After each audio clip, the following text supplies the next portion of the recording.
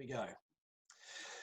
Hi everybody, you are listening to a career advice webinar by the Royal Australian Chemical Institute, the professional association for chemists in Australia. I'm Dave Samet, coordinator of the RACI mentoring program. Tonight we're going to discuss the challenges of choosing a career path and finding a job during the COVID era. Our panellists are all well established in their careers, some of us having been through several career changes, and in fact one of us undergoing a career change right now. And although nothing quite compares to the circumstances we currently find ourselves in, we've all lived through at least one period of economic downturn, most recently the global financial crisis. Tonight we hope to share our experiences and provide some insight and wisdom on how to fight through adversity and to find success in finding a job and starting the career that you want. Before we start tonight's panel session, we'd like to acknowledge the traditional custodians of the land on which we're meeting all around Australia. We recognise the elders past, present and emerging, and also recognise their contribution as Australia's first scientists and engineers, building a healthy and safe community, what they've done and what we can still learn from their ways. We would also like to thank our sponsors for the RACI Careers Development Program, Envirolab, Laboratory Credit Union and DCS Technical. So I'm joined tonight by 5 excellent panellists. Andrew Duggan, Business Development Manager, I should say, for Shimadzu Scientific Instruments. Dr. Catherine Ganayo, Research Fellow at the University of Melbourne. Dr. Matthew Wilkinson, who's currently looking for his next job, but until recently was an operations manager in a manufacturing company. Corey Baker, Senior Case Manager at the Department of Energy and Mining in South Australia. And Keely Munro, Principal Consultant at Kelly Services, which is a recruitment consultancy over in WA, well, all around Australia, but Keely is in WA. So thank you everybody for coming along tonight. I'd like to start by asking everybody to give a quick 2-minute introduction for yourselves. Catherine, why don't you start? Sure. Thank you, Dave, for giving me the opportunity to be a part of this panel. My name is Catherine. I am a research fellow at the University of Melbourne, and I'm based at the Peter Doherty Institute for Infection and Immunity. I've been a postdoc there for 2 years now, so my background is kind of all over the place, but I guess you could call me a bioanalytical chemist. I did a PhD at the University of Melbourne in neuroscience. After finishing the PhD, I worked in industry at RACI Analytical Services, which is one of the largest anti-doping labs in the world. And currently I'm using various types of mass spectrometry to look at how viruses and bacteria are able to survive and cause infection in hosts.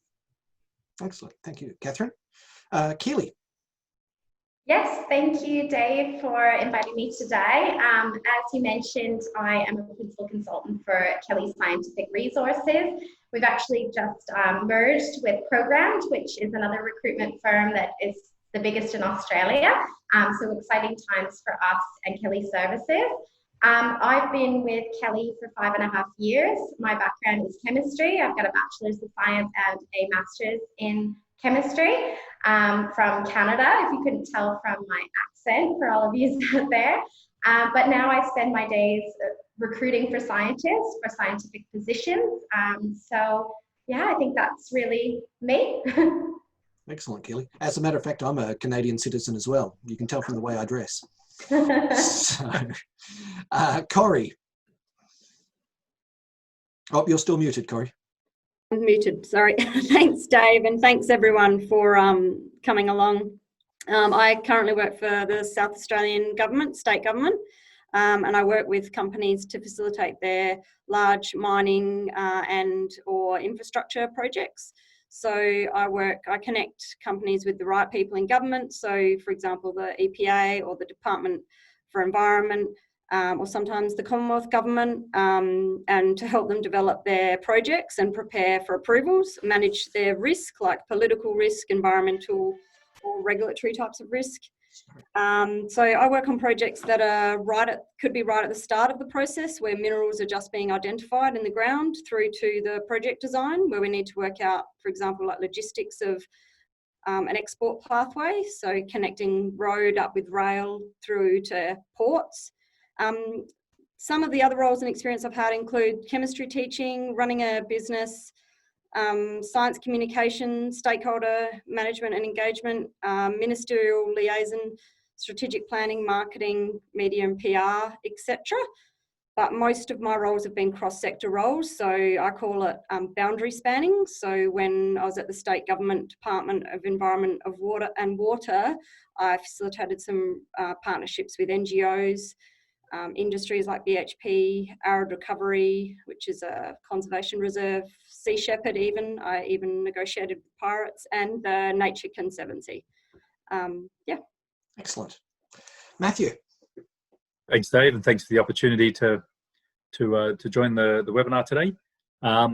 So as Dave said, I started out on a fairly academic pathway. So I've done a Bachelor of Science and then a PhD. I did a postdoc in the UK, came back to Australia, and then decided to get some industry experience. So worked in a CRC, and then worked for Goodman Fielder in the food industry as a senior research chemist. Since then, I've had a couple of different roles in both the food industry, in the chemical industry, and in sort of technical and quality roles. So R&D manager, technical manager, and then moved into operations probably 5 or 10 years ago. And as Dave mentioned, my most recent role was the site manager at Ingredion, which is a food ingredient manufacturer. And that role culminated in the closure of that site. So a sort of an offshoring manufacturing project, which really had nothing to do with COVID. So that was sort of planned, and I finished there in July. So I guess I've had some warning that, you know, that my situation was going to change some time around this. COVID is overlaid on top of that, which has been quite an interesting experience. And yeah, as they've mentioned, I'm currently reevaluating and looking for the next opportunity. So happy to share my experience tonight. And Andrew. Wonderful, Dave. A very big thank you for the invite, and good evening to everyone. My name is Andrew Duggan. I currently work for Shimadzu Scientific. My role is as business development manager. That pretty much means I do everything from customer relations to sales to marketing and everything involved. I guess I began my career as an academic. I did my PhD in synthetic chemistry. I thought I was going to become one of those super brilliant Nobel scientists. I never did. I have to say, quite thankfully, I transitioned into the pharmaceutical industry. I then worked for a cosmetics company, also environmental, and then finally I found myself in a sales company. So very long, very varied career there.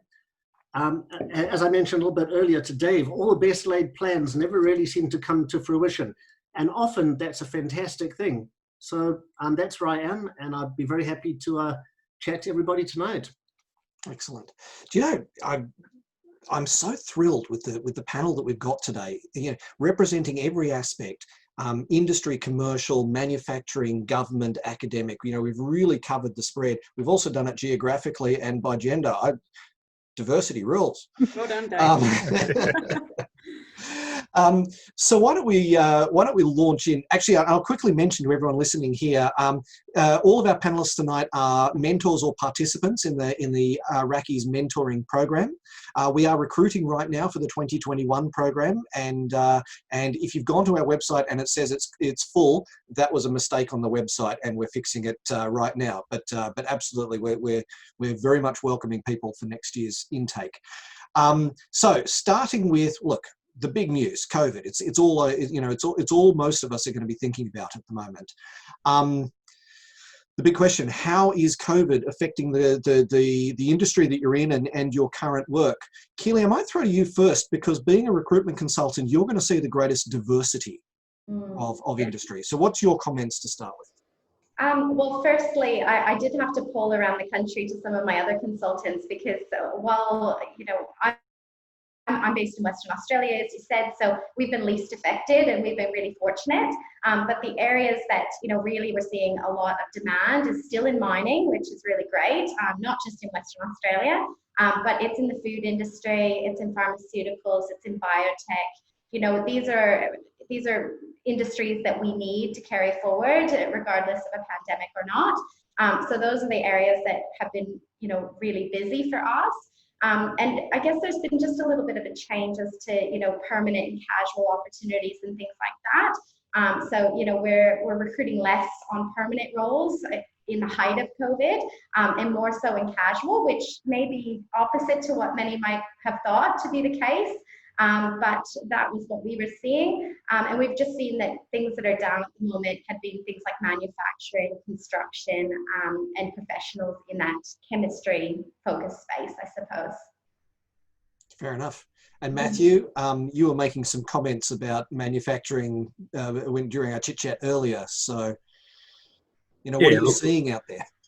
Yeah, so my, I mean, obviously I've been talking to quite a few people in that recruitment space over the last little while. As I said, this was something that I was aware was coming. You know, there's a couple of pretty strong trends, I guess. A lot of large companies are a little bit uncertain. And, you know, companies that have a geographical spread overseas, there's a lot of hiring freezes. There's also a lot of uncertainty around, you know, recruiting for sort of senior roles. So a number of companies are sort of, you know, if they've got vacancies, they're just waiting to see how the landscape sort of plays out. You know, my understanding is, you know, probably towards the end of the year, there won't be really much change, and we're looking at sort of 2021. So that time frame really was a surprise to me. You know, that obviously the COVID situation, you know, it's playing out. That there have been some hiccups, but you know, my sort of prediction earlier this year was that, you know, come sort of Q4 in the calendar year, we'd be probably looking at a bit of a turnaround. That seems to be extending out a bit from what I can see. Yeah, fair enough. Corey, what about the government sector? I mean, you know, South Australia is doing pretty well.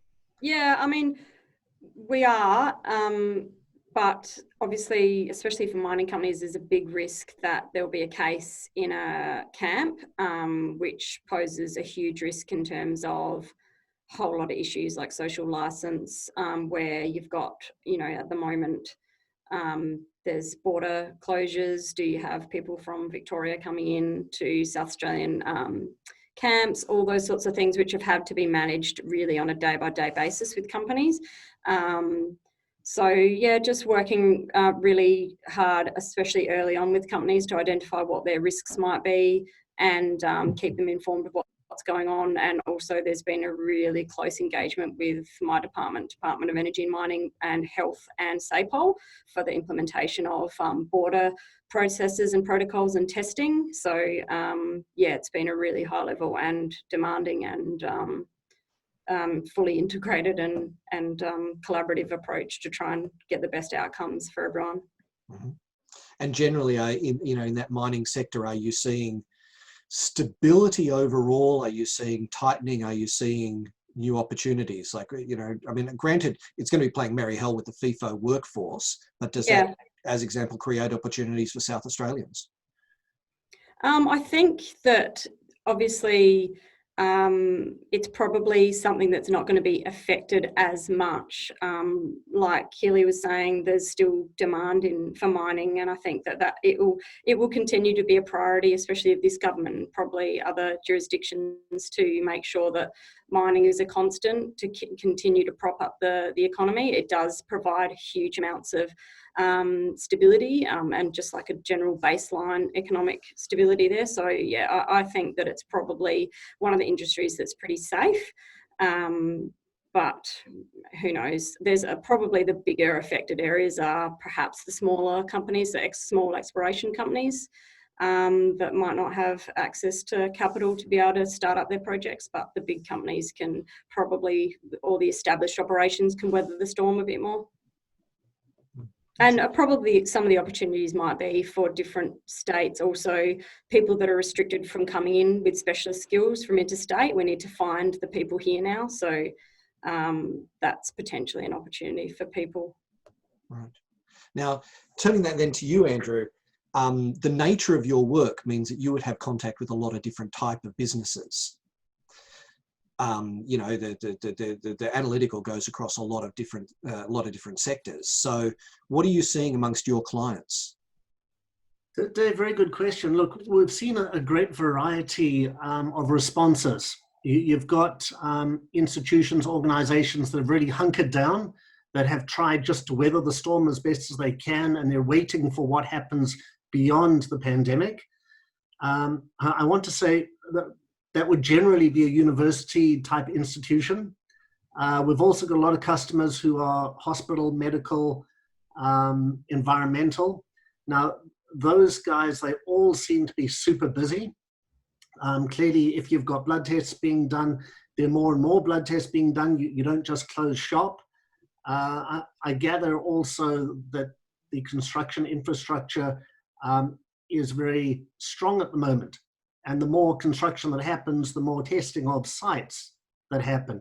Hence, environmental is also very strong. So yeah, a great variation. It's interesting you say that, because the word on the street that I had heard is that the environmental sector is actually quite quiet at the moment. So it's interesting that we get two different perspectives. You'd know better than me. Well, absolutely.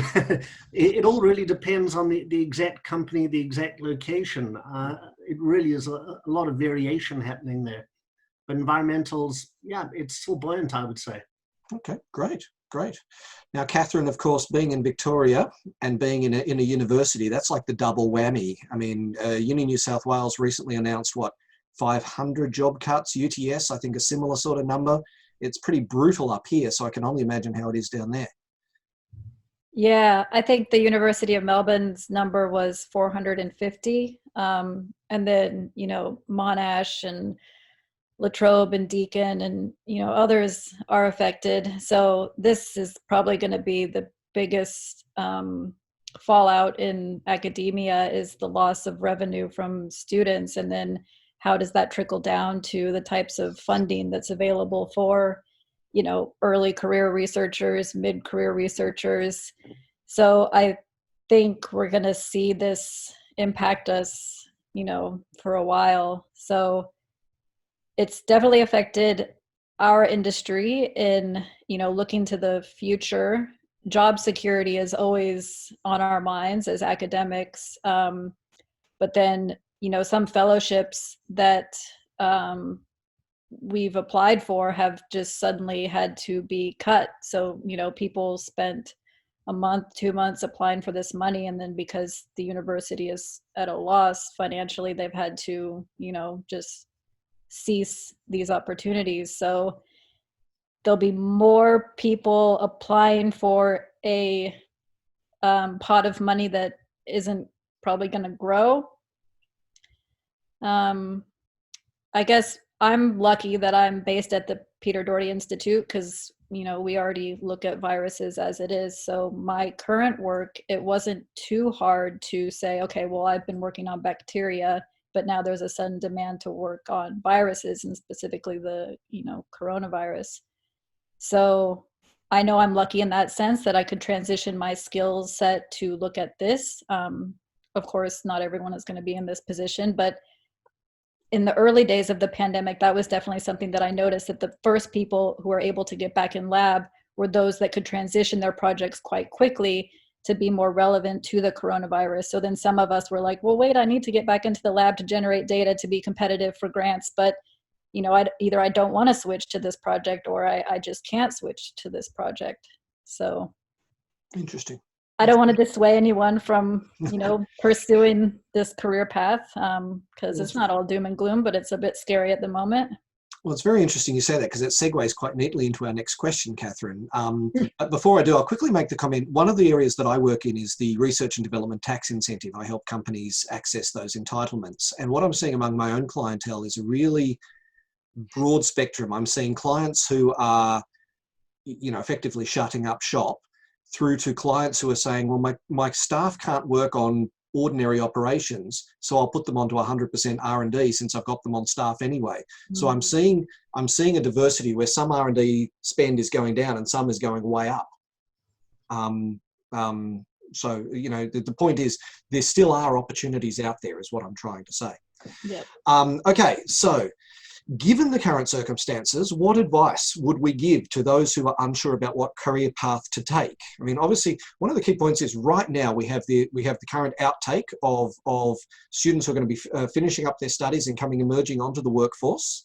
I will quickly plug that if you are looking for work right now as a listener, the RACI does have the intensive careers short course and workshop. The next workshop is just over a week away on Saturday 22nd.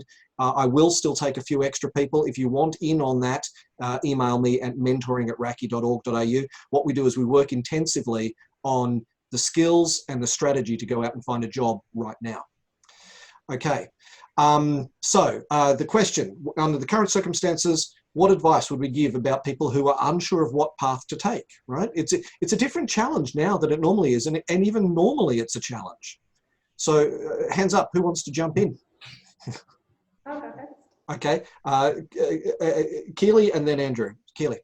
Yeah, so I was just going to say, don't pigeonhole yourself. Take whatever opportunity comes first, and don't, if you're interviewing, just get excited about any opportunity within any scientific space, because it's only going to help you in the long run. Get some experience, which is just going to put you ahead of others later on down the track when you're after your dream job.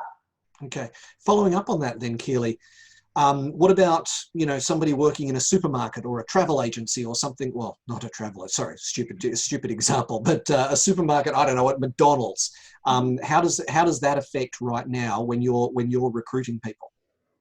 Well, if we're talking entry level, I mean, it's assumed that you wouldn't necessarily have a laboratory job, but it always benefits if you've had some work experience, if you've taken some unpaid internship somewhere just to get a foot in the door. That really helps. So, but any work is good.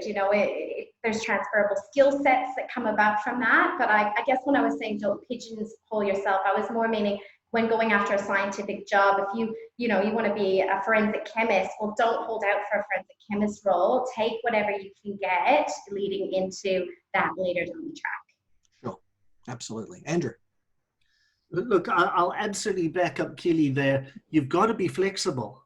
You can't just decide this is where I'm going to be and that's all I'm going to try and achieve. Try anything, but I'd also say be proactive. Get out there and be energetic and try things out that you've never tried. I'd say also develop some new skills. Everything we're doing currently, it's new. We haven't really Zoomed before. We haven't used Teams. Get good at that stuff. Make yourself a little bit different to everybody else. Absolutely. Matthew, what are you doing at the moment? Yeah, so look, what I'm doing some courses. I'm sort of having a good think about what I've always wanted to do and what other opportunities there are and how I can broaden my skill base. I've always been interested in a whole lot of different things, and the advice I'd give to people, and something I've tried to follow is always take advantage of the opportunity. If something comes up, it might be in a different area, it might give you a different skill set. Take it, because that breadth of experience and knowledge, it's always valuable. They're the people I look for when I'm hiring in organizations that I've worked in, and I think that's always valuable. To the particular question of should you change your career path, I think it's important to remember that this is this isn't going to last forever. Yes, the world may look differently when we come out the other end, but there will be jobs. A lot of these careers will still be there. So I think there's a short-term view to take. I absolutely think Keely's advice is fantastic. Get some experience, take what you can get, but don't think that means the end of what you might want to do. That there are many ways to get there in the end, and this is just another sort of variation, if you like, along the way. But I think it's also a key point that in this try everything, none of us started out our career planning to do what we're currently doing, did we? No. Right? Your career leads in lots of different directions, and it's about taking the opportunity. And you said something very interesting, Matthew. You said, when the opportunity arises. Now, if I put myself in the shoes of an early career chemist, I'm going to say, well, how do these opportunities arise? And I think the unspoken thing that you didn't say was that a lot of what you're going to hear about is through your network, right, Matthew? 100%. And yeah, we can talk about, the how, because that's exactly, where I am at the moment and how I'm trying all the theory out in practice at the moment. And it's pretty interesting sort of stuff. But absolutely, when I say opportunities, you can make them. Sometimes they just come up, but it's all about, being interacting with people and being in an environment where there are things going on. And so put yourself there and things will happen. I think I'd just follow on from what Keela was saying about don't pigeonhole yourself. I'd also extend that to don't pigeonhole the industry. Like, for example, I came from, I guess, someone that's pretty passionate about the environment. I worked at the Environment Institute at Adelaide Uni, and then I worked at the Department of Environment, and now I'm in mining, which you would think is pretty dichotomous, but I probably work with more environmental consultants and with more environmental scientists now, and advocate more for the environment than I ever have been in a position to do before. So it's not always what it seems on the outside. Now, it's interesting, Andrew, Catherine, I'm going to come to you in one moment. One of the panel questions that we've asked is, due to COVID, I'm guessing that the workshop that we're going to be running, the Intensive Careers Workshop, is online. Of course it is. Yeah, it's online. But the point is, there's so much that's online now, so many opportunities to network. RACI, we have on the first Thursday of every month, we have the camaraderie networking event, right? An excellent opportunity to grow your network. Not only do you meet people, but then afterwards you get a list of everyone who is there so that you can network with them afterwards, right? All of these things are available to you, but I'm sure that our panelists would agree, stuff doesn't just land in your lap. You have to make the effort, right? Finding a job is a job. Catherine, your comments on choosing a career in the current, choosing a career path in the current environment. I think the other panelists have answered it perfectly, so I don't have too much to add, other than hopefully people early in their career don't get too obsessed with the idea of a career path as something that you have to follow, and that, am I following it correctly to get where I want? Because as I've gotten older and had more jobs, I've thrown this idea out the window. Like, it sounds cliche, yes, but yeah, we're making our own path, and that's fine. And I've always gone just where the opportunities arise, and I think that's the best that you can do. And if you're not happy somewhere, or if you've gotten all you can get out of a certain place, move on. You'll still find a way to move on and I think pursue what you want. This is just another hurdle, a quite large one, but I think, yeah, we can still. Yeah. Look, everybody is going to go on to have a career after this, right? The world has not come to an end. It's just stumbled for a moment. Yeah. And just if I can add one other thing, my sort of observation of a lot of people is that people tend to gravitate towards the thing that they gravitate towards, and that tends to happen. It's like this organic thing. So if you end up in a job, you'll express interest in the thing that you're interested in, and you'll get to that path. There'll be something that happens along the way that sort of moves you in that direction anyway. So you don't have to panic about making these decisions at every step of the way, at least. Yeah. And look, sticking with the theme, we've had two questions from the floor that are opposite sides of the same coin. Somebody's asked about, how do I get that entry-level job?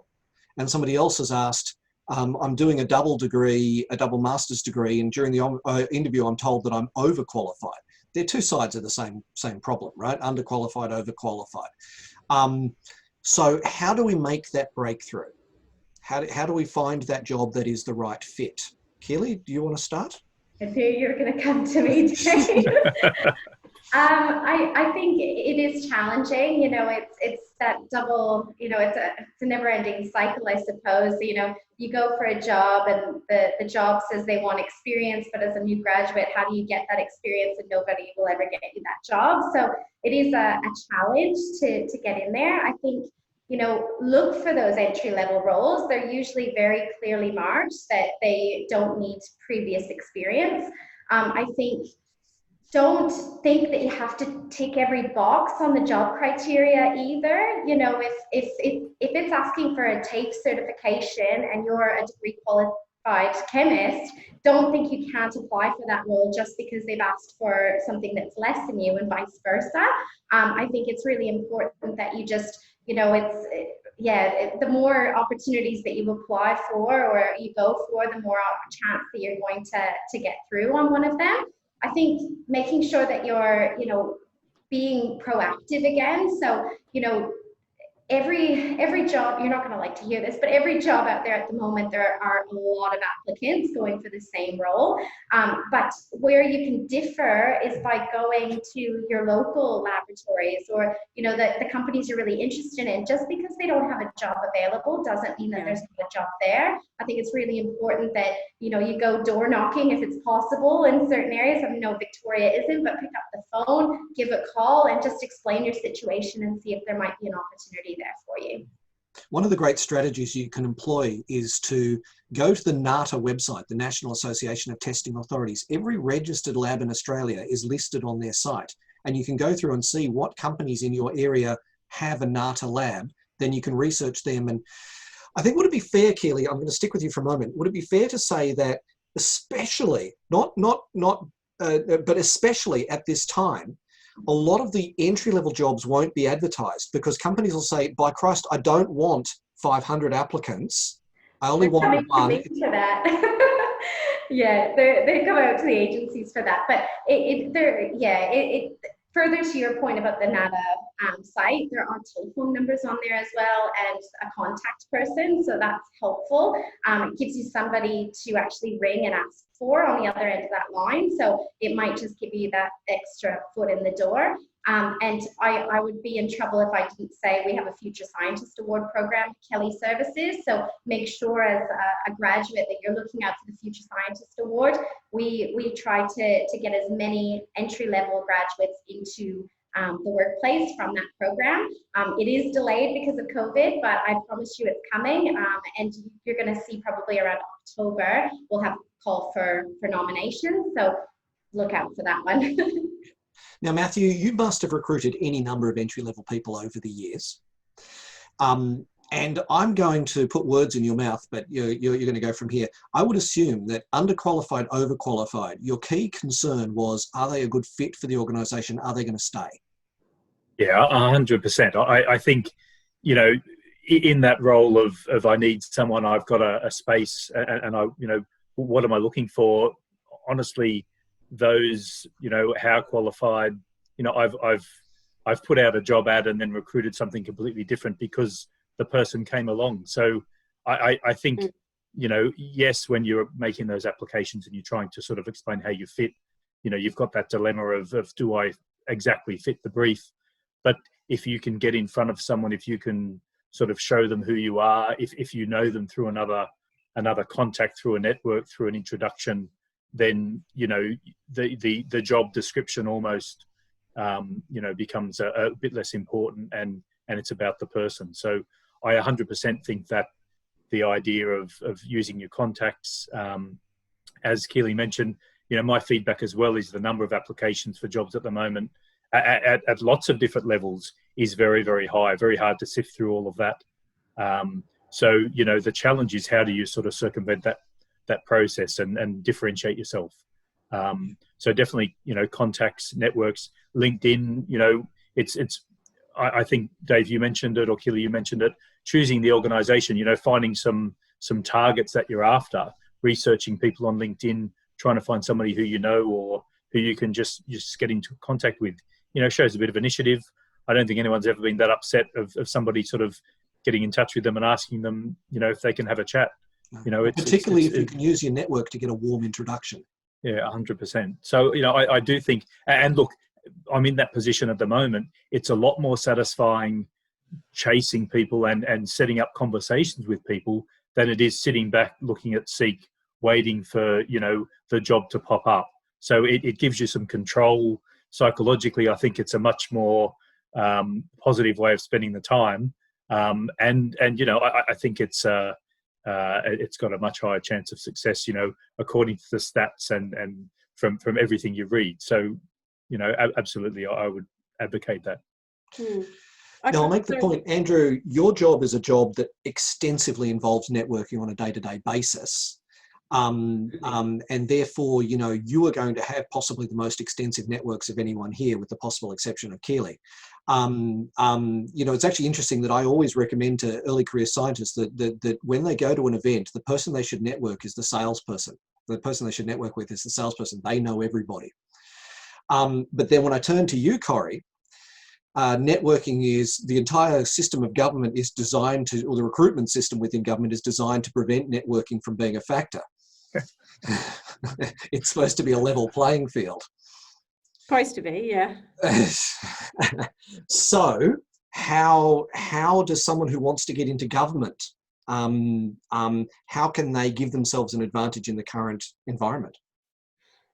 Well, I did get my role in government from networking. So I was working at the University of Adelaide, and I threw myself into a science conference that I was organising with a person that was also in the Department of Environment. And I also muscled my way into the Research Institute board meetings. I basically kind of just bossed my boss around and said, look, I want to come along to the Research Institute board meetings. I want to give a presentation on our kind of strategic communications and marketing, because I'd done a fair bit of that in a hack way for when I was running my business. And I pulled together a bit of a strategy and presented it to the board. And one of the people that was on the board was my future boss at the Department of Environment, who also knew me through the conference that I'd organised with one of her staff that also worked for her. So, and it wasn't that job didn't just come up either. I filled, it was an 8-month maternity backfill. And once I got into that role and kind of proved that I had value to add, then they created a role for me, which is what happens in government. So I think it's about networks. If you don't have networks because you've just started out, then obviously some of the advice of all the other panelists would be good. But I would also say that you can kind of look up things like the strategic plans of like non-government organisations, charities, consultancies like the Big Four and smaller, perhaps environmental consultancies, see what work they've got going on, and have a look at their strategic plan and work out what are their pain points, so it becomes not just about what you've got to offer, but how can you solve their problem, and how do your skills fit with their upcoming risks and opportunities. Absolutely. Now, Corey, you said something very interesting. If you're at the beginning of your career and you don't have, well, you said lots of interesting things, I will say. If you're at the beginning of your career and you don't yet have much of a network, I think it's worth pointing out, you don't need to have a network of 200 people. What you need to have a network is 5 good ones. Yeah. Now, I just went through the exercise with my mentee. We sat down, we did 6 weekly sessions, 6 only. I introduced her to 6 people. Through those introductions, she found out about a job, she applied for it, she got the job. And she's going straight from university into her first job. It doesn't have to be a crowd exercise. That's right, yeah. Now, Catherine, academia is possibly the area where qualifications counts the most. Yes. So the underqualified, overqualified question as it relates to academia. Oh, I was trying to think of it in the context of when I went from academia to industry, because when I was interviewing, I definitely got, some of the things that Matthew was talking about, where are you going to get bored? And then also they're worried that you're going to ask for too much money because you have a PhD to your name. But Matthew said it really well, because prior to the interview, I looked at the company, looked at the publications that they had put out, looked at where they were going. And so then I had ideas to say, well, I'm a researcher by trade. You're worried I'm going to get bored. Well, here are the ideas that I have. And then making sure that they were on board with that, because you want to make sure that you're supported in the ideas that you have. I also wanted to just second what Corey said about going into a government role, because I see one of the questions is saying government science policy from a STEM PhD. This can be quite tricky, but I do know people who have successfully gone onto those careers because sometimes, not always, these policy roles are looking for specific, scientific skills. And so, like Corey was saying, if you can go and, do your research on the company and make it clear to them what you can offer them, because sometimes there's a bit of a disconnect between the skills that you can bring and how that best aligns with the company's goals. Sorry, did that answer? I forget what the original We're doing just great. We're doing just great. Overqualified in academia. I don't think there's such a thing in academia. Yeah, because you're just, projects change, how funding changes. You might be overqualified at something, but how well can you communicate it? Because you need to be able to communicate your science to get the dollars. So yeah, I guess a key point, Andrew, you might agree. It's not necessarily about your qualifications, but your fit for the organisation, and therefore, if you are able to cut through, if you're not just a name on a piece of paper, an anonymous name, is that's an oxymoron, but if you're not just a name on a piece of paper, but you're a real person who is able to communicate with that company, you're going to be in much better stead to find whether you're that fit or not. Dave, you're 100% right there. I couldn't have said it better. What you absolutely need to understand is you're not going to be the right fit for every company. You might decide that your entire life has been dedicated to becoming, I don't know, a pharmacist, say, in GlaxoSmithKline. The reality is maybe the culture there actually doesn't fit with you. Maybe they're of a certain personality, maybe they want to work 24/7, maybe you actually want time to do your hobbies outside of work. And that's okay. It's 100% okay not to be the perfect fit for a company. But you need to realize that, or you need to understand yourself and understand what you are. And as soon as you actually develop an understanding of that, then you configure the right company for you. You configure the similar sort of people, they like to operate in the same way, they have the same goals. As soon as you can get that right, work actually becomes an absolute breeze. And I'd say quite possibly one of the best ways of doing that is little things. I mean, there's talking to the panel of people here. I'm getting an idea of the personalities of the people there. And the more I speak to them, the more I understand them. Eventually, I'm going to find the exact right fit for myself in the exact right company. And I think that just comes from a lot of experience. Yeah, I will actually say one of the things that I recommend when you're networking as an early career scientist is by talking to as many different people about who work in as many different areas as possible, not just trying to talk to the people who interest you. You will find one day there's this moment of inspiration where you say, what do you do? Wow, that sounds awesome. I want to do that. And I think we've all experienced some version of that at some point in our career, have we not?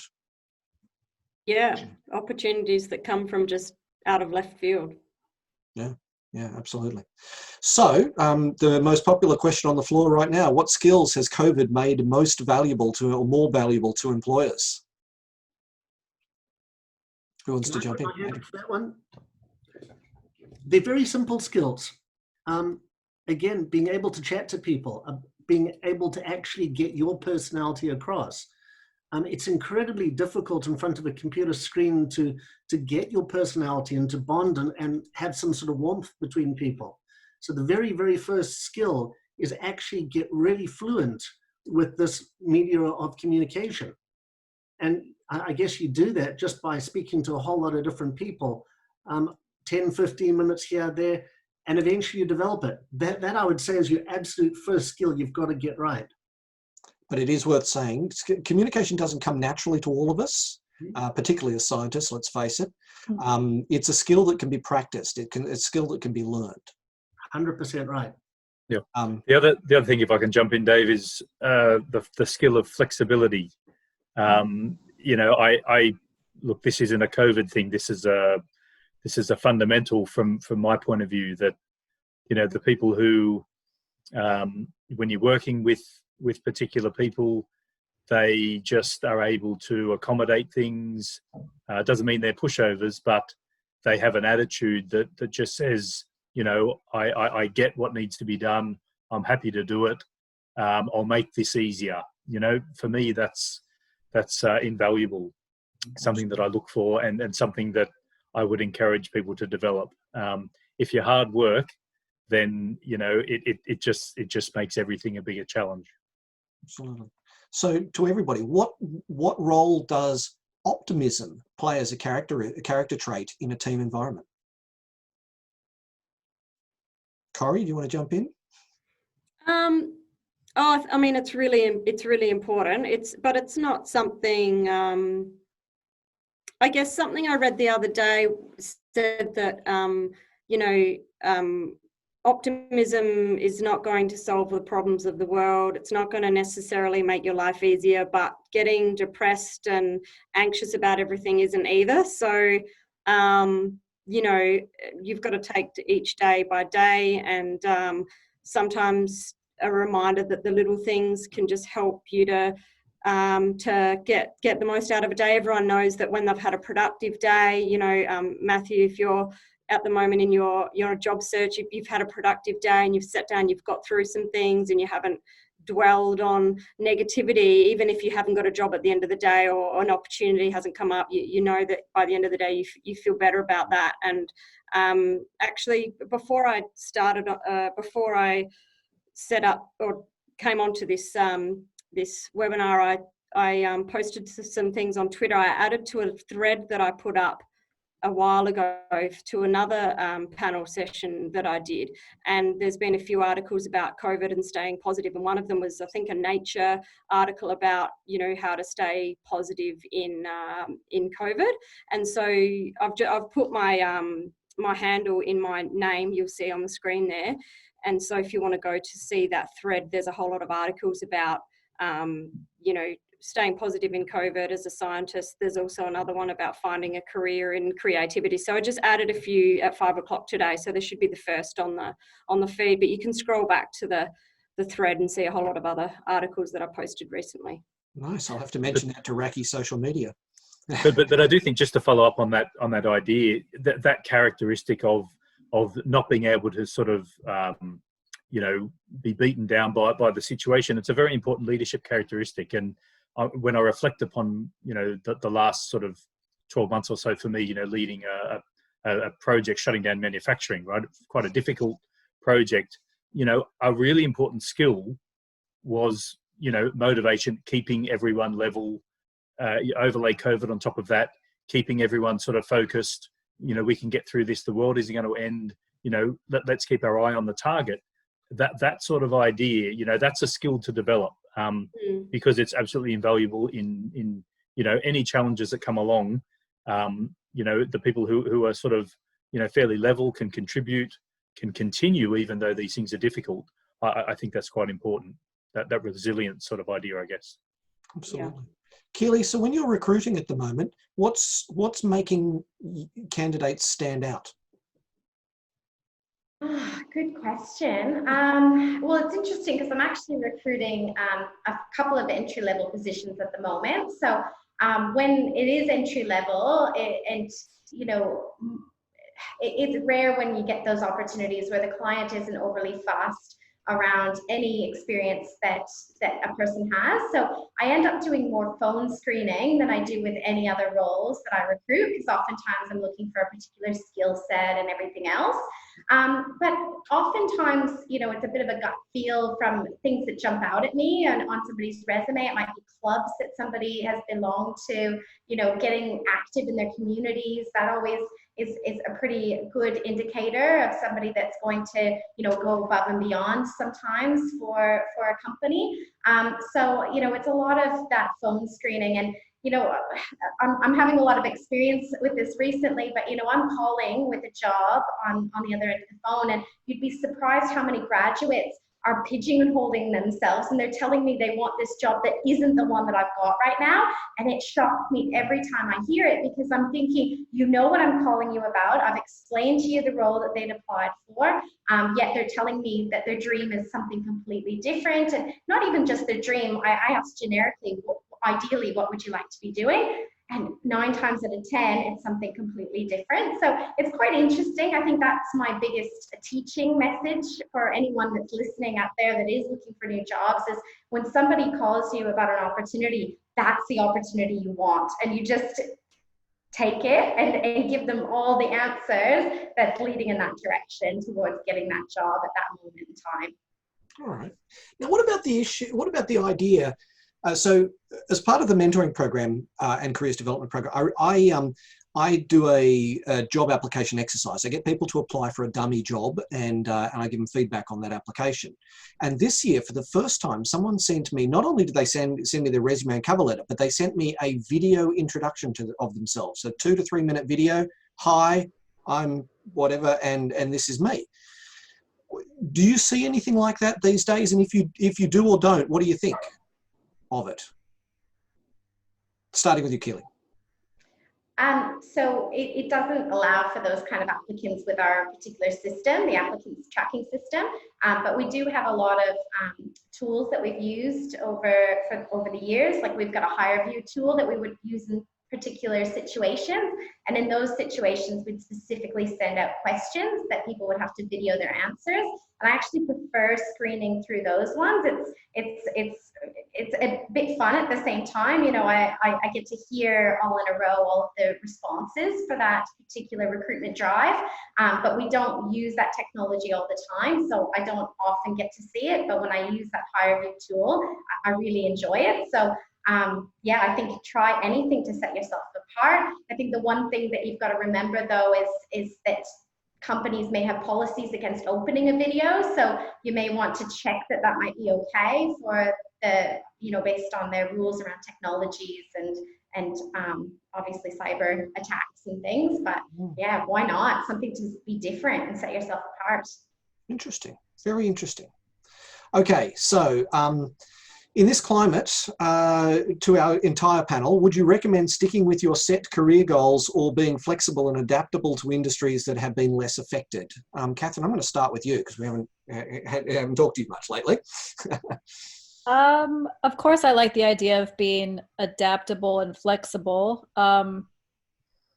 There's definitely things that I won't compromise on. So my passion is in mass spectrometry. I've just realized that over the last 10 years. So I am fortunate that I could take that to multiple industries. So personally, and that's how I got my current role. I read a paper, I saw the lab head as the, you know, senior author, did a bit of research on him and thought he might need someone who has some mass spectrometry skills. And I just emailed him, and I was lucky. He just happened to be looking for someone.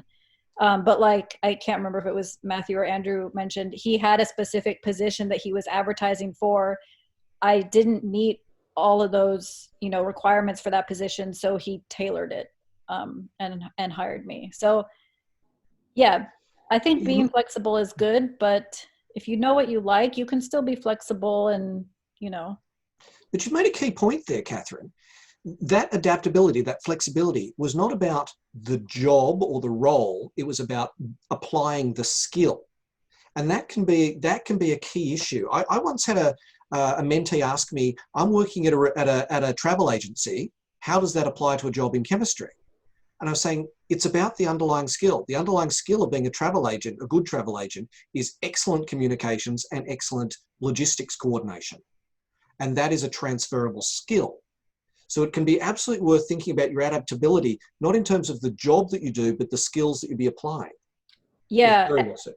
I like that. And while it might take a couple no's before they get a yes, I think someone who will appreciate those transferable skills will recognize that and give someone the opportunity I experienced this with my first job. I didn't have the appropriate skills for an entry-level job, but just meeting the person and, you know, they appreciated what skills I did have and, you know, gave me a chance. Absolutely. Andrew, now, I mean, instrumentation is universal. It's a skill. Yeah. Look, it certainly is. Sorry, just something that Catherine was saying there. It really isn't always about ticking the boxes. I absolutely agree with that. That the skill often is just the interaction with the person. You can receive all of those no's and it actually doesn't matter. It quite possibly you just weren't meant to find yourself in that position. When you get the yes, it's because you've connected on some level with the interviewer. Maybe you've given that skill, whatever the person was looking for, not just ticking the boxes, but you've actually managed to give them something that they may not even have known they were looking for. And if you're doing your research about the position, you're confident before you go to that interview that this actually is what you want to do. Yeah, absolutely right. Absolutely. Corey, got comments here? Yeah, I don't think it's, so sticking with a career or being flexible, I don't think it's mutually exclusive, or maybe it's rather than having your set goals, it's better to find your why, what you enjoy and what drives you, and then you can be flexible, like as Catherine said, about applying that skill in a various range of industries. For me, you know, I'm not really wasn't really that interested, never thought I'd be like, yeah, mining, I want to go into mining, but it's the complexity of the job, the balancing different stakeholders, solving problems, like the logistics problems are always fun. The political aspects are really fun and challenging. So yeah. Okay. I don't know. So sticking with this theme of flexibility, one of the more popular questions here is, several of the panelists have had many career pathway changes through their professional life. What motivated or caused these changes? Can I be the first person to answer this? Yes. Okay, just because this is what I've done. I did a PhD, or I did an undergrad in biochemistry and biophysics, did some experience there, thought, okay, that's nice, but I'm not quite satisfied. So then I switched to environmental chemistry, and that meant moving from the US to Australia. And I loved that, you know, a new way to apply chemistry. Unfortunately, there wasn't any money for postgraduate studies after I finished my master's. But by that time, I had some skills in analytical chemistry and then did a PhD in neuroscience. I'm not a neuroscientist, but I was looking at, you know, aging and neurodegenerative diseases using these analytical skills. So now I have these analytical skills. I don't want to be a neuroscientist. So, okay, what other opportunities are there? And, you know, just through networking and meeting people, saw this job at Racing Analytical. Really enjoyed that, learned so much valuable, but then realized, you know, nope, I miss academia. I want to learn more. And now I'm in a microbiology lab. I'm not a microbiologist, but, you know, I'm learning. So this has been pretty cool. I don't know what I want to be when I grow up, but I've had fun and we'll see what happens. So. Absolutely. Here's an interesting question associated with this. How many times have each of us been made redundant? One. Maybe. Wow. Yeah. Wow. I see. I love getting made redundant. You get a great big tax-free payout, and then you go off and find a better job. You've got quite a record there, Dave. Sorry? You've got quite a record there. Yeah. Well, you know, they say when the thing about working in the mining industry is running your company into the ground should be a good thing.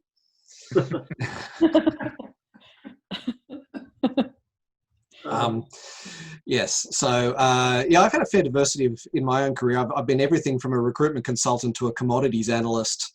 So, you know, I've varied around. In fact, being a recruitment consultant is how I ended up being a mentor. Is you learn a lot about how the system works. Mm-hmm.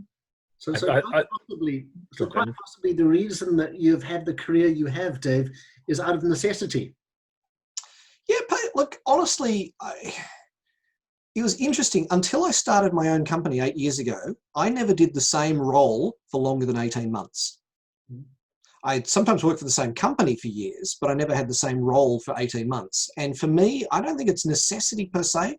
I think it was monumental inquisitiveness. I'm always interested in everything. And so there's always, and when you're interested in everything, there's an opportunity to try something else. I'd also add, Dave, just that the influence of external factors, we're talking about COVID at the moment. Some of us were sort of employed during the GFC, September 11, there have been a number of external events that I think have had an impact, on employment. Personally, I've had a lot of sort of changes. I was moving to a job. There were some external factors. The job disappeared. I had to pivot. I think that flexibility, that working with what is in some cases, not within our control, how you respond to that, that kind of teaches you something about yourself. We spoke earlier about finding finding out about ourselves. I think Andrew was speaking about it. I think all of these things influence that process, and eventually, you get to that point where, Catherine, I think Corey, you both spoke about it. You know what you like doing, and you find the role that lines up with that, and that's really the goal, I guess. If I can make a little bit of a plug for one of my favorite TED Talks, Simon Sinek, Google him, absolutely amazing speaker. His presentation was called Start With Why. I think Corey is familiar with that. Yeah. Start With Why, Simon Sinek, amazing. Yep.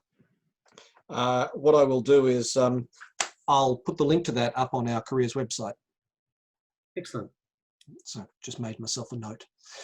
Now, it's interesting. We are at our hour. Do you guys mind staying a little bit longer? We've still got quite a few questions coming from the floor, so if that's okay. That's no problem. Okay, excellent. All right, Corey, for you, any advice on getting into state and federal government science policy roles from PhD STEM? Have we already covered that? No, we haven't. Have we? Yes. Tell me. I thought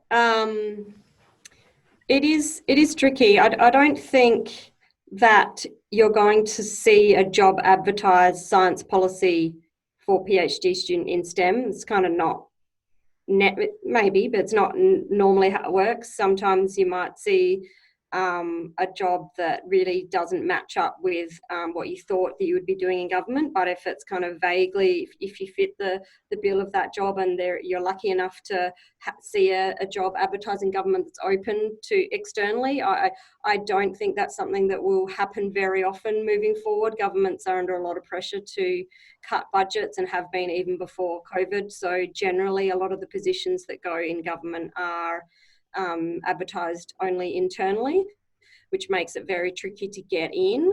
But perhaps an option to build your relationships and networks with government would be to work with some companies that or organisations that work on projects. Governments often go to consulting firms, or they work a lot with NGOs. So, for example, when I was at DW, we had Trees for Life would come in and we'd be employed, or even in a way to conduct plantings. So there's some volunteer opportunities that you can get to kind of get your foot in the door and build relationships. Consultancies. I don't know. Anyone else have any advice from? I'll say that's a bloody good idea. I'll be repeating that advice in future. That's probably all I've got. It's tricky. It's not. But it's with anything. If there's any particular field that you're particularly interested in, cultivate your network in that field so that you hear about the opportunities. Yeah. Okay. It doesn't have to be too structured. It can be very, very basic. Just a quick 15-minute conversation over Zoom or a coffee or whatever it might be. Okay. Yeah, I had someone recently come and see me that was in a job, and she just wanted to build her networks because we had an overlapping area in environmental consulting, and she recently lost her job, but she'd made that connection with me probably 8 or 9 months before. And so I was able to kind of say, oh, you know, have you talked to all of these consultancies? And, you know, I know that there's a big project coming up there. Maybe that could be an opportunity for you. So, you know, it's also good to build those connections, like you were saying, with people that you don't necessarily think that there's an opportunity right now, but you never know where there could be one. Yeah, I think if I can add something to that, you know, I think it's quite daunting to go to someone, or actually to have someone to come to you and say, have you got a job for me? But it's a lot easier and a lot probably received a lot better to say, you know, would you mind just having a chat about, you know, what you know about this organization or this space, or just really want to tell you about, you know, my experience. And that's a bit less daunting, much more likely to be received well, and also passes the time. And it's quite enjoyable at times. So, yeah. And the magic phrase for your LinkedIn profile: if you hear about an opportunity, please let me know. sure. Now we have a series of questions that are all related to the recruitment process. And of course, most of us here have actually done I mean, not as recruitment consultants, but we've all been part of the recruitment process along the way. Firstly, so the related questions: how do recruitment agencies sort applications? And we'll generalize that to how do organizations sort applications. Is it based on keywords in a CV or something else? Do non-Anglo names affect the chance of getting or not getting a job? How long does industry experience stay relevant if you're going from industry to PhD and to academia and back again? All related questions to, you know, how do you look on paper? I'll start with the Anglo name question, which we should hopefully put to bed quickly. Is I should bloody well hope not. I know personally when I'm doing recruitment, I try not to read the name of the candidate so that I can try to avoid any subconscious bias. And I imagine we're all pretty similar in that respect. God, you wouldn't want someone to find out that that's true. So how do we collectively sort applications? I sure as hell don't use keywords. I read the application, and I start by reading the cover letter. I forgot who mentioned it a little bit earlier, but they said something along the lines of making it easier. And I think as an applicant, if you can make your resume, your introduction, whatever it is, so easy for the person looking at it, you're at least 2 steps ahead. Well said. And I think too, if it hasn't asked for a cover letter, you're probably wasting your time. If it's a recruitment agency, for sure, they're not looking at cover letters unless they've specifically asked for it. So just make sure that you're reading the process listed on the advert and just following that process. And as far as how it works from a recruitment agency point of view, is we've got an applicant tracking system. So if it says to apply online, make sure that you do that. Follow up with an email, but don't just email, because all of those applicants are looked at once, and all the shortlisting comes from there. So they're not going to be grabbing your resume from an email to bring it into their system. So if it says to apply online, make sure that that's what you're doing. But you follow it up with an email if you like afterwards, because that's definitely puts you front of mind when a recruiter's going through all of the applicants. Absolutely. I mean, look, this is a key point. You have to know your audience, right? A recruitment consultant has one type of recruitment process. A big company has one type of recruitment process. A small company like me has a very different process. And I'll tell you this, if I get an application, when I say, send me a cover letter and resume, if it doesn't have a cover letter, it goes in the bin. I don't even read it. Right? Because I said it in the ad. This is how to apply with me. And if you can't read the ad, well, how good are you going to be as an employee? So the applicant has just made your life a little bit more difficult, and they're discarded because of it. It's what happens every day. Yep. And I don't write to them and ask them to send me a cover letter. I just bin it. I'd also add to, if you are applying to a specific job, to make a phone call. It makes you more memorable if you do get to that interview stage. It shows initiative. Think of a question to ask that's relevant. If there's, particular emphasis in the job description that you want to tease out, is that really the emphasis, or is it more about this? I'd always make a phone call. That's just me, but I don't know, Keely, if you've got. I think that's important, 100%, but make sure that you actually have something to ask Yeah. at the when the person picks up the phone. I get lots of people following up and they just haven't read the advert. They just are saying, I want to apply for your job. And my response is, well, why haven't you then? You know, so you just need to make sure that you've got something that you actually want to know, or, you know, a valuable point to add, you know, like even referencing something you saw in the advertisement and saying why you think that you're the fit for it and you're passionate about that thing. But don't just call to say, I want that job. That's just not going to go over the way you want it to on the other end of that phone call. Yeah, I think it's really easy to I think everyone's probably had that experience of being impressed with someone who has obviously researched the company, done some preparation, they seem keen, they know something that others don't know, and there's that connection. I think, Andrew, you spoke about that. That might be the connection that, oh, you know, you've shown some initiative, you've shown some obviously, you know, research skills that everybody purports to have and few people do. And that shows through, you know. It's why job searching is such a pain, because every application takes quite a lot of effort if you're going to do it properly. And going back a step, I suppose, to that hidden market that we were talking about, you know, if this company you really wanted to go and go to because you were passionate about what they do, that's so flattering for an employer to hear that you're the choice employer for them, that, you know, that really goes and sets yourself out and apart from everyone else. If you go out of your way to say that, you know, I've dreamt of working for your company, you know, it's that flattering of the employer. If it's true though, Keely, because as a small business that doesn't have a big name, the number of people who apply and say, my dream is to work for DCS Technical, get real, no, it's not. Well, actually, you dream small. Just on that, I posted one of the articles I just recently posted on Twitter was about looking for lesser known organisations in your field and following up, even if there isn't a job listing, and you know, have a look at the news, and if there's a company or an organisation that's just been given a grant or something, you know, that's often likely a place where an opportunity might come up. Andrew and I do this all the time. We're looking for jobs, but it's business opportunities, right? So it happens once you're in your job, you need to keep your eyes open for opportunities like that all the time. Yeah.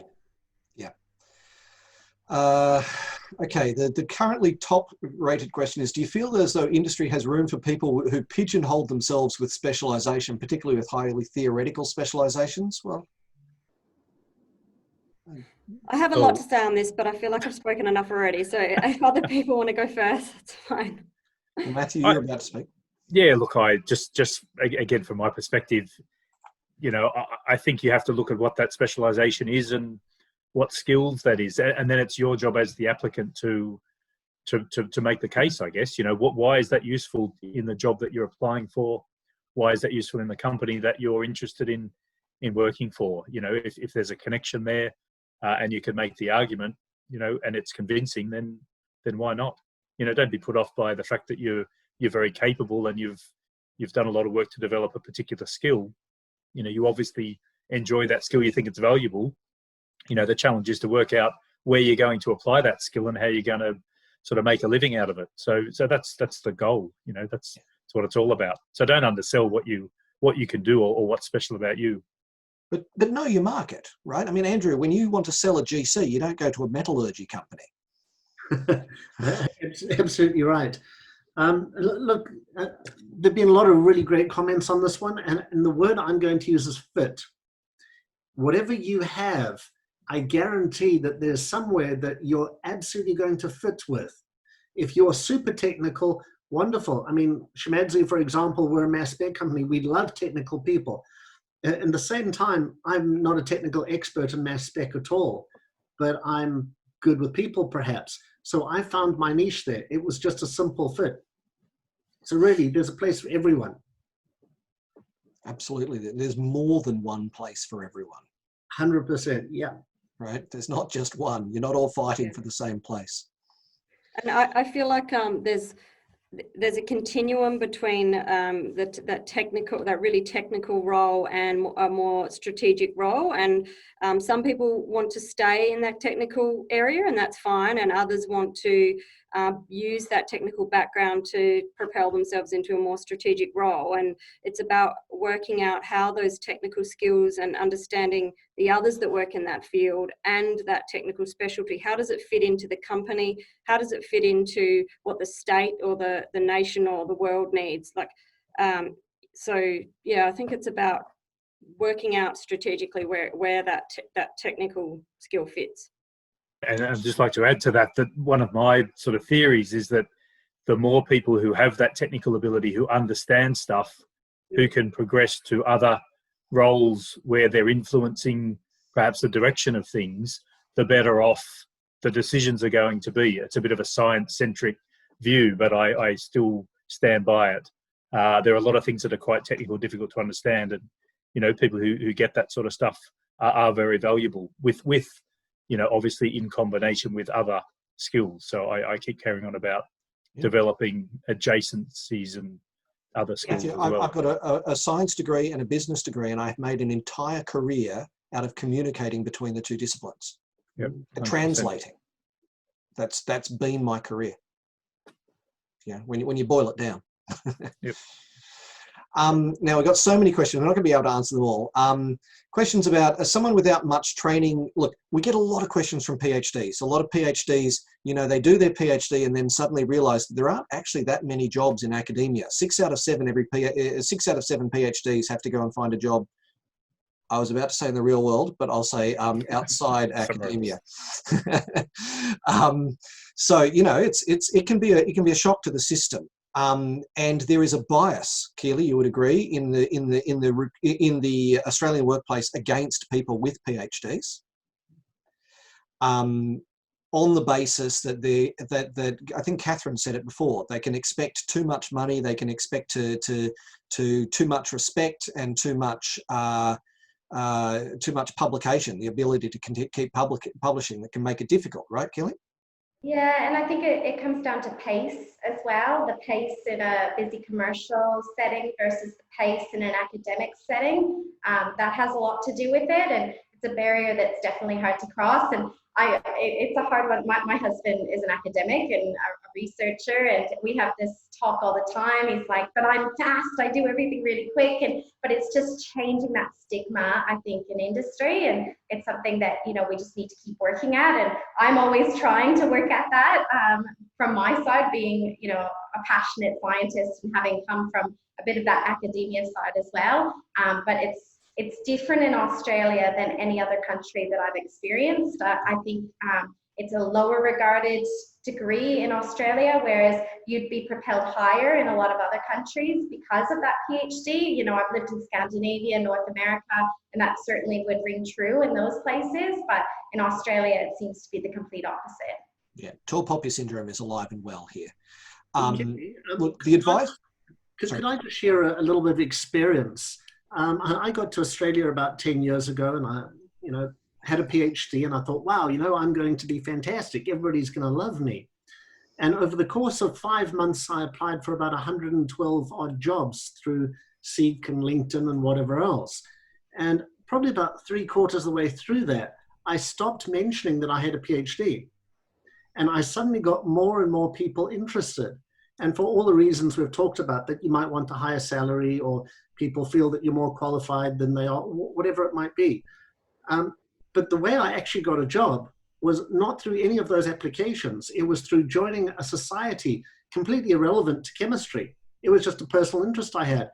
And I actually accidentally bumped into somebody who spoke the same language as I did and had the same interests as I did. Just a little bit of a share there. But that's the key point, Andrew. If a person knows you, if someone in your network knows you, then it doesn't matter what you look like on paper. Yeah. And it doesn't matter, male, female, PhD, not PhD, overqualified, underqualified, whatever it is. If they know who you are, it's not the issue. Yeah, I'd also add a little bit of my experience that I felt a little bit that stigma in the early days, fighting against that idea of you're going to be a bit too theoretical, you're probably not going to be very quick, whatever. That's become less of an issue as time goes on. As you're able to demonstrate your abilities, the PhD actually has been useful and has opened up other opportunities. So I would say, yes, there might be a bit of a challenge early on. The challenge really is to demonstrate in other ways, by your other co-curricular stuff maybe, or work experience or whatever, that you can demonstrate that the concerns will be addressed, because look, I've done this and I can do that. And but later on, I think it gives you another dimension. You demonstrate all the other stuff, show the adjacent skills, and also I've got the kind of the gravitas or whatever. I know what I'm doing. I can. Absolutely. I'm not limited by by opportunities. I can do it all. That's the message you want to send. Yeah, you might not get a PhD because of so you might not get a job because of your PhD, but you get it in spite of. But once you've got the job, you can build from there. You can build. That's right. It is useful. Exactly. Now, the other key group that is of importance to this, and particularly in the COVID crisis, is recent migrants. Now, 3 of us here are recent migrants, and certainly I've worked overseas, so I've experienced the in the other direction. Keely, I went and lived and worked in Canada for 2 years. Wow, you'd think it was the same, it really isn't. So how does a migrant, particularly in the current era, how does a migrant get their start? I think the same way anybody else does. I don't think there's a difference in my view, apart from working rights would be the only drawback. If you've got the working rights in Australia, it's the same tips that we've given all along: networking, getting as much experience that you can in your own time, the same steps to get there. One advice I would give, on the resumes, there are differences in resumes in different parts of the world. I would just do your research on what an Australian resume should look like, and avoid using, indicating religion, age, any of that information. You just don't need it on your resume in Australia, so just don't include it. And learn the local colloquialisms. The number of people who come from an overseas background who address a cover letter to me as "Dear Mr. Dave" immediately marks them as somebody from, from an overseas background. So just learning those little colloquialisms, the local usage, can make a big difference. Corey, a lot of government jobs are unavailable to you unless you are an Australian citizen or permanent resident. Is that correct? Yeah, I think so. I'm not involved in that part of the recruitment process, but they all get, the only applicants I've ever dealt with is ones that have been cleared and available to be hired. So right. The thing I also say to particularly international students who are just graduating and they don't yet have their work rights, because Keely was talking about work rights, go for the jobs where long-term work rights aren't the issue. The contract jobs, the casual jobs, the ones where the employer isn't worried, am I going to still be able to employ them 2 years from now? But any other tips for recent migrants? Go on, Catherine, you go. I guess I was just going to give my experience. So I came here almost 10 years ago from the US with my husband. I was on a student visa, so that allowed me to study and work part-time. So I just looked for part-time work. And then, my husband networked, and because he was on my visa as a spouse, he could work 40 hours a week. And he just had to say to them, yeah, I'm on a partner visa, so that's how long I can be employed for. Then we had to go through the whole sponsorship. So find a job that could guarantee employment and go through state sponsorship. It's a process. And you've got to want it, I guess, because it'll test you. It'll test how bad you want to stay here. PhD wise, most people might know about the fact that they have a 4-year visa for Australian PhD graduate. So I'm always telling people to look for that if they're doing their PhD and they want to stay longer for a postdoc or work. But as you said, Dave, we have several people working in our lab who are on these, kind of year-to-year visas, and that does work really well for academia because of the grant cycle. So it is, kind of year-to-year they can keep people on. It's not great because year-to-year you don't know if you're going to lose your job and then have to move country. But yeah, it's a process. I feel for everyone who has to go through it. All I can say is welcome and good luck. Okay, look, we've run very long tonight, so I need to wrap this up. I will stay and answer questions, and maybe one or more of our panelists might choose to stay for a little bit longer, but we will formally wrap up for this evening. So let me get to my wrap-up notes. Okay, so tonight has been another event as part of the RACI Careers Development Program. Through webinars, networking events, mentoring, lectures and workshops, the RACI Career Development Program aims to help graduating students and early career scientists get the best possible start in their careers. We have a bunch of really good upcoming events. The Intensive Careers Short Course and Workshop, contact me about that, mentoring@raci.org.au. If you're looking for work now, I guarantee it helps with results. We've got Camaraderie. Our next one is on the 2nd of September. And our next webinar in September is Acing Your Interview. So it's all about interview skills. I will quickly also note that I have an unadvertised food technologist job going right now that I am recruiting for. So if you're interested, contact me again, mentoring@raci.org.au. If you go to DCS Technical, Delta Charlie Sierra Technical.com.au, I have a listing of available jobs that I know about through the mentoring program. It's under the careers section. The recording of this event will be uploaded to the RACI Careers Development YouTube channel over the next few days, as well as to my own careers site at DCS Technical. In the meantime, thanks to all of our presenters tonight, Andrew Duggan, Catherine Ganayo, Matthew Wilkinson, Keely Munro, and Corey Baker, and also to our sponsors, Envirolab, Laboratory Credit Union, and DCS Technical. Thank you, everybody. It's been a great night. Thanks and good luck. Corey, I know you need to go, so you can take off. Thank you. Thanks. Right. See ya. Bye. Okay. All right. So, anyone who wants to stay, God knows the questions are still there. What have we got? How do I approach a company without seeming pushy or desperate? How do you strike a balance between being proactive and respecting the relationship? Damn good question. I say, use a warm introduction. RACI has 4,500 members who actively want to help you if they know who you are and what you need. You say, I'm looking for a job in this area. Does somebody know somebody at this company? We can search our membership and facilitate an introduction. And then you can get a warm intro, right? And I can guarantee you, if I send an email to Matthew saying, I've got this young person who's looking for a job, I wonder if you can spare an hour to have coffee with them, they'll be much more receptive to that than if you'd email him directly, cold, right? Sorry, I'm not picking on you there, Matthew, but you know what I'm saying. No, absolutely. And I think the other comment is, do your research and have a targeted approach. It is a bit irritating to have, people saying, oh, I'm after a job. Can you help me? Yeah. You really need to do a bit more work than that to why have you approached me in particular? What are you after? Yeah. Who which company you're targeting? Do I know anyone there? I think I can help. I'm very happy to help if I can. If I can't, I'm probably just, wasting your time and my time. So, yeah. And the key question is, what advice can you offer me about getting into that area? Yep. People love to offer advice. But Dave, that's actually probably the best way in. From a sales point of view, if I'm trying to sell a product, I definitely don't go to a customer and say, this is my product, you need to buy it.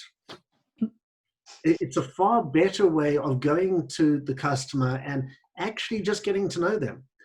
Say, hey, Matthew, what do you do?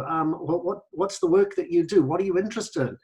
And you develop a conversation. And once you know the person, you say, that was awesome, thank you. The next time you chat to them, you've got, as you said, a warm way of getting in there. It's gentle, it's easy. Start off by asking about the person, ask about the company, ask for their advice. People love giving you advice. Only your second, third, whatever conversation do you say, I think I like your company, because by that stage it becomes authentic. Yeah. I think I like your company. do you think maybe there's a fit for me? Yeah. Or how would I go about approaching the company? That sort of question. Yeah. Right. I think the other thing is when you are trying to connect with someone on LinkedIn, don't just use the standard, I'd like to link in, like the standard note that comes with LinkedIn. For God's sake, say who you are and why you want to link with them. I mean, Andrew, you must have 1 million LinkedIn connections. Do you ever just send I'd like to link? You know, Dave, I was on a webinar with you, I don't know, a couple of months ago. And your comment during that webinar was, if you're going to send a LinkedIn request, make sure you have a few comments, not just please connect. And, you know, I still got people trying to just connect with no conversation or anything. But when you see that, you really ask yourself, what value does this person have to me? You maybe, if you've got the time, click on their profile and go, oh, they're interesting, they're in a relevant industry. But sometimes you don't even go to that effort. Yeah. And look, my policy on LinkedIn, because I run the mentoring program, if a student tries to connect with me, I say yes. But I was about to say a grown-up, if somebody established in their career tries to connect with me, my first question is, who are you? Why? Are you just trying to sell me something? I got better things to do than listen to sales pitches. Absolutely. And it's very interesting. So I always send a response to these people on LinkedIn and I say, look, I don't believe we've worked together. Feel free to remind me if we have. And if we haven't, I'm open to a new connection, but tell me why. Not more than 1 in 10 ever response. Really? Wow. I think it's important too that, you know, after every meeting that you have with a new individual that isn't part of your network, you go back and you send a LinkedIn request. You know, after this, I'll send Andrew a LinkedIn request. Now, I may not send a message because he knows it's coming now, but I often will say in a conversation, you know, I'll send you a LinkedIn request following this. It'll be good to keep that network going. But I think it's just important that, you know, you follow up those conversations that you've had, and it gives them an extra reminder. Sometimes the next day is good, or a week later, and then maybe a message, oh, we met last week at such and such an event. And it just really goes a long way at trying to cement that long-term relationship with a new contact. Because networking is farming. You sow the seeds now for the crop that you want to reap next season. And in between, you feed it some water and some bullshit. Too true. Now, Hugh has and a much upvoted thanks to everybody for their time. I'd like to quickly mention, Hugh, hopefully you're still listening. Hugh participated in our intensive workshop, I think last time. When you participate in that workshop, we strongly encourage you to stay in contact. Let us know how you're going and let us keep helping you. So Hugh, if you're still looking for work, reach out to me. Let me help. Okay. The next question. How easy would it be for a person from academia to launch a career in industry? Migrants from overseas? I think we've kind of answered that at this point, haven't we? Okay. How do we narrow a job search down to a specific entry-level roles? Well, I guess that's presupposing that you're only looking for advertised positions. And if you're only looking for advertised positions, you've already narrowed your job search way too much. Yeah, I think so. But I think also Seek now has a new function. Well, it's not that new. It's been around for about a year now, but it's specific to graduate level opportunities. So as long as an employer has ticked that box, you're able to search graduate level roles that way. And, you know, it's not looking for the laboratory manager positions because you're not ready for that role yet. It's looking for roles that will give you a start, you know, a lab assistant, a lab technician, those types of roles that will give you an opportunity to grow and expand your knowledge. And I would have thought that salary ranges probably would give you some idea of where the job's positioned anyway. So a bit of research. Yeah. Okay, somebody has asked, is there a RACI mentorship program for people who've already graduated? Yes. So firstly, the Intensive Careers Workshop is for people who are looking for work right now. The mentoring program helps develop your skills over the longer term, and it is open to early career scientists in the first 3 years of their career. So absolutely, yeah. And the mentoring program is national. It's in all of the states and territories around Australia. But I would just add to that the mentoring program is a great program. The RACI is a great organisation to meet other people, even if you're like me, a little bit past the first 3 years of your career. So there's always that option of, you know, joining a professional group like RACI, you know, meeting like people, other groups, you know, that's all sort of part of it as well. I mean, that's an interesting point. So, I mean, ultimately that's all about a form of networking. Among the panelists who are left, hold up the number of fingers. How long is it since the last time you applied for and got an advertised position? I don't have enough fingers. The last time I applied for a position was 2006. A long time ago. More than 20 years. Yeah, maybe 15 years for me. Right. Keely? This job. Right, this job. All right. So look, 4 out of the 5 of us, you know, it's a decade or more since we've applied for a job. Doesn't mean we haven't switched jobs. So I should say, since we've gone for an advertised job, right? Networks are king. I shouldn't say that all in front of Keely, because of course your business is based on advertising jobs, right? Nothing wrong with also looking for that. Kelly Scientific was actually, yeah, the job that I last applied for, the advertised job. I know that I have tried and failed for several jobs through Kelly Scientific in my early career, but that's the way it goes. It's never too late, Dave. Keep trying. Perseverance is key. Oh, I could never go back to employment now. I love being the boss. I know I'm done now. You stick a fork in me. The only way I'm going out is in a box. Should the career be based on passion or job security? Okay, I'll jump in. Job security is a myth. Mutually exclusive. Sorry? Not mutually exclusive. Right? It's interesting you say that, Catherine, because as far as I'm concerned, job security is a myth. I don't think that it exists in like, you know, government and academia used to be your secure sector. It's not anymore. Christ, you can't spend your life running away from a problem. Look, I would suggest that you need a job because you need to feed yourself. So the question is, do I take any job or do I hold out maybe for my perfect job? And I think the reality is you have to feed yourself to begin with. Maybe over the course of your career, you can actually find whatever that perfect job might be. But as you say, that there's no real security. Well, hell, as I say, I've been made redundant 5 times, right? I say you spend way too many hours at work not to love what you do. And I think so many people don't love what they do, and that the vast majority. That's a shame. Yeah, look, I have a different perspective on the loving the job thing, because I think, you know, I've worked in a lot of jobs where there was a lot of tough things going on. Would I have chosen them if I knew they were coming? Maybe, maybe not.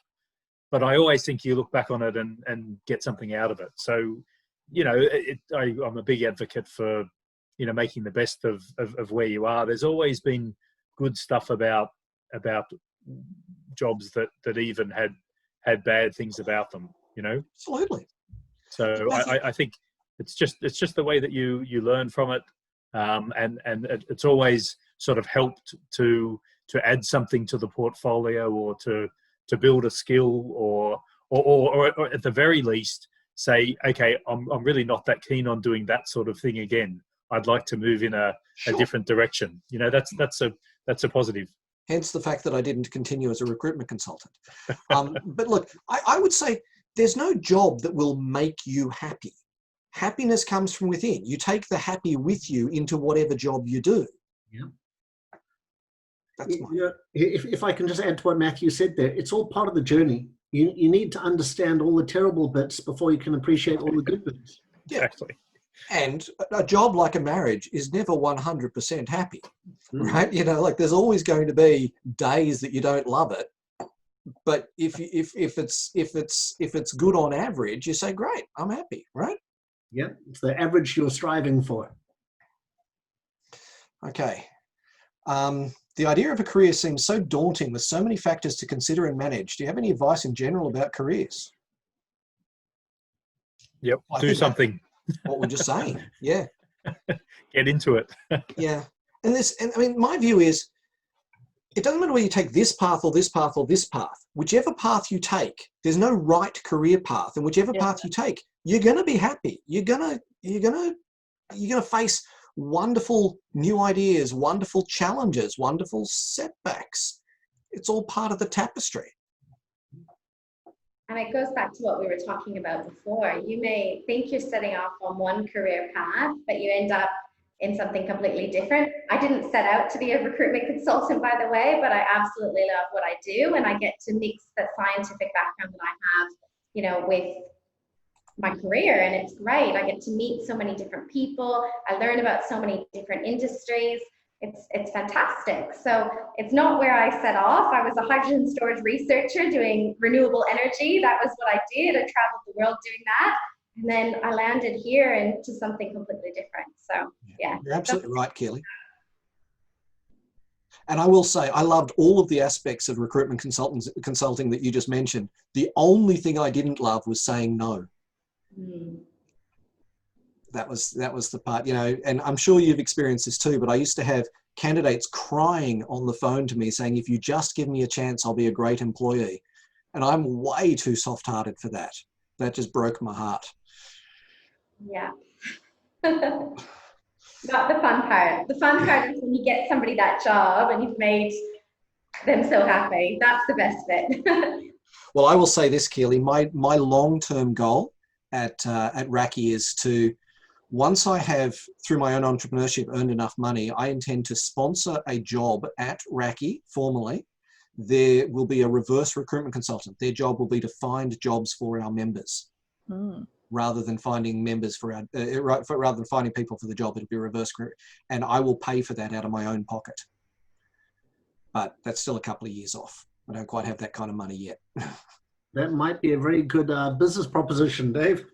Well, unfortunately, it's not. You're not allowed to do it as a business under Australian law. You can't charge someone for finding them a job. But you would charge from the other side, charge the company that you position the people with. Yeah, tough ask. But I figure if RACI just offers it as a service to its members for free, then everybody's clear. I hate to break it to you, but that is recruitment, Dave. I don't just have jobs that I go and find people. I know you don't.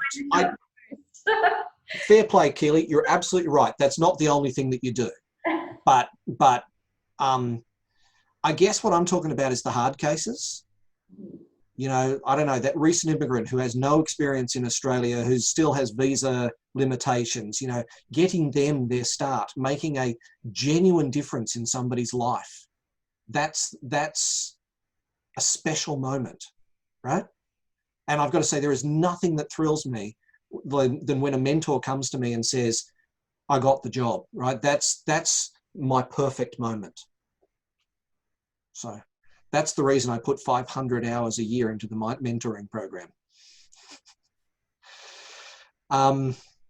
Last two questions. What are the common transferable skills for a PhD applicant to new field in industry? How to express that quantitatively? I don't think you do. I think that PhD skills, it's all about the soft skills that you've developed rather than the hard skills. But thoughts? I'm actually helping my, oh, sorry, go ahead. Go ahead, Catherine, you first. I'm helping my mentee with this right now. How can he take the successes he's had during his PhD and translate them to what industry is after? And maybe it takes a bit of hindsight to be good at this, but I look at his CV and he just has his PhD experience, but he's perfect for an industry because he's published, he's got a wide range of skills, he's involved in committees. So it's about just maybe looking at your PhD skills more broadly, take a step back from them and say, okay, how does this translate to a more industry-based skill? So if you, for say publication, for example, a publication in a peer-reviewed journal is the highest form of research that an academic can do. So you're telling industry, look, I'm capable of producing the best quality data. So if you're looking for QA, QC, I think this is a good way to show, while I can't specifically say I've done QA, QC as far as industry is, this is my academic equivalent. That's a very interesting perspective, because I always say the opposite. I say, don't put your publications on your industry application. It makes you seem like you're an academic. I think if you can sell them the right way, sometimes it's all we have. Yeah. Or it's, I it's our emphasize, best feature. I emphasize the communications. You've got to articulate your R&D in a paper, and that's the key. Yeah, that as well. But yours is a very interesting perspective, Catherine. I'm going to give some thought to that. Because, you know, sometimes our publications as chemists are developing new methods. Mm-hmm. Yeah, we've published them in a journal rather than validating them to a NATA accreditation. But that's a very interesting perspective. Very interesting. Matthew? I also think that the other point to make is the question in the mind of the person who's reviewing the application is, are you going to be happy doing what the job is, given that, you know, you've been doing something which looks a bit different? So that's the question that you should anticipate, the thing that you should have an answer for. In fact, you should answer that proactively.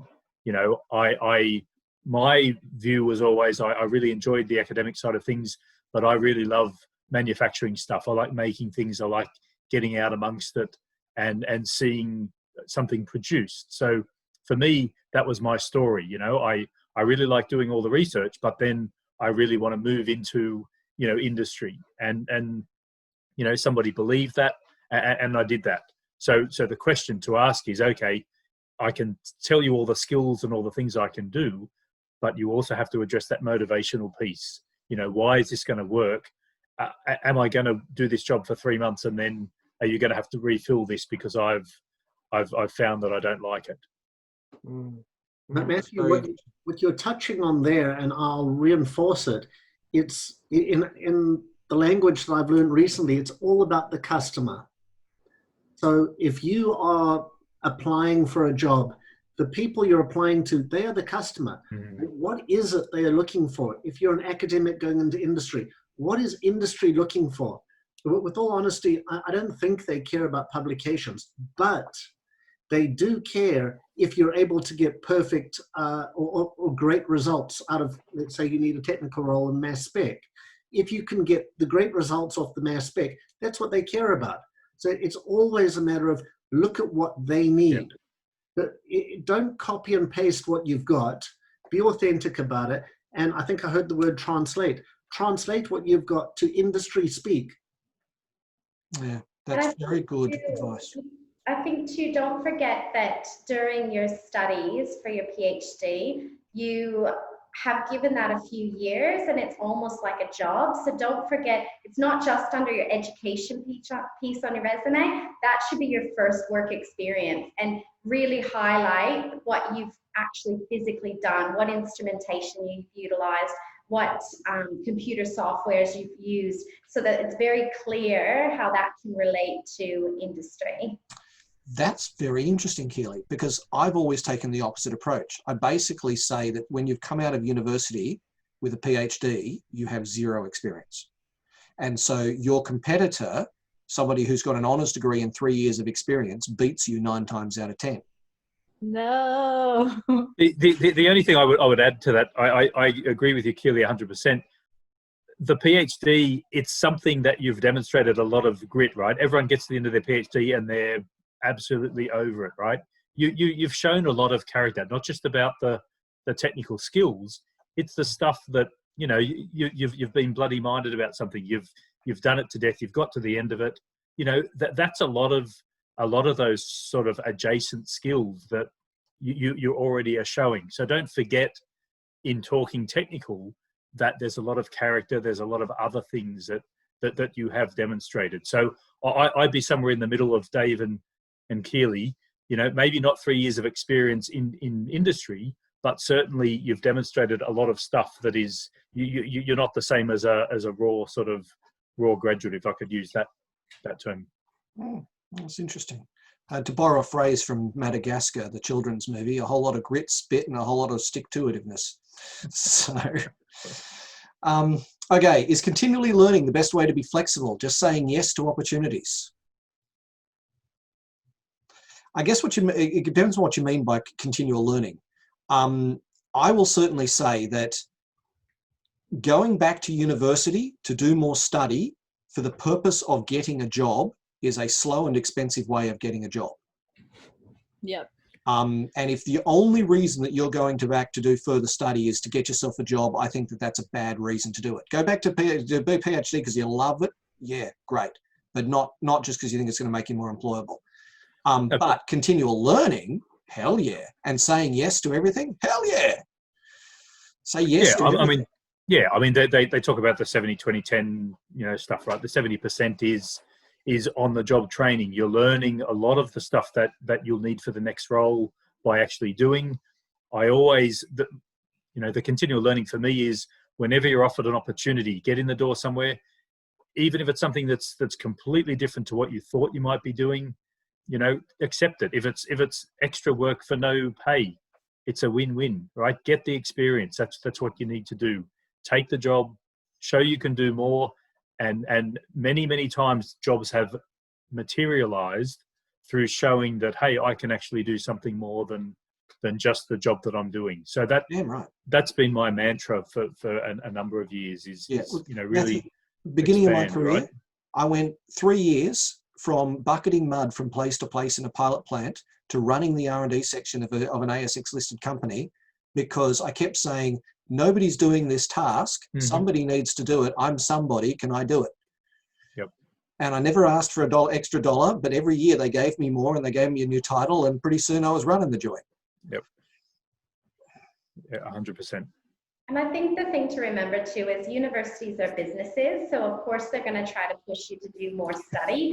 They want you to do a master's. They want you to do a PhD. They're going to be saying to you, you're only going to get a job if you get a master's or a PhD. But I hope one takeaway from today might be that that's not the message that really is being displayed in industry. So really think about, if academia is your route, you need to be passionate about it. Like David, don't do it while you're holding out for a job. It's not going to do you any favors or give you any advantages. Could I make a bit of an addition to that? I do agree with you, Keely. I think also don't put yourself in a box. Don't just say, I am a chemist, I am a PhD, this is all I can do. And I did once upon a time, and I loved the research, and somehow or another, my course changed. And I'm thrilled with the way it changed. You don't know until you've tried it. Yeah, absolutely. I think we're in furious agreement on this one. Okay, well, that's our list of questions. Thank you, everybody, for giving so much of your time tonight. This is the longest we've ever run, but I also think that it was one of the most valuable webinars that we've ever run because, hell, God knows, this is a tough time to be out there and looking for a job. But I would just say to everybody who's still listening, and a surprising number of people are still listening, we are here to help you. You can reach out to us, to each and every one of us, and most particularly to the RACI Careers Development Program. We will help you, right? We only need to know who you are, so reach out. So thank you again, everybody. Off you go. Have a great evening. At least, Keely, it's still early evening for you. Thanks very much, guys. Yeah, nice to chat. And good luck. Yeah, Matthew, let me know if there's anything I can do to help with you. So, No worries. right. Thanks, Dave. Thanks, everyone. Bye-bye. Right. Cheers.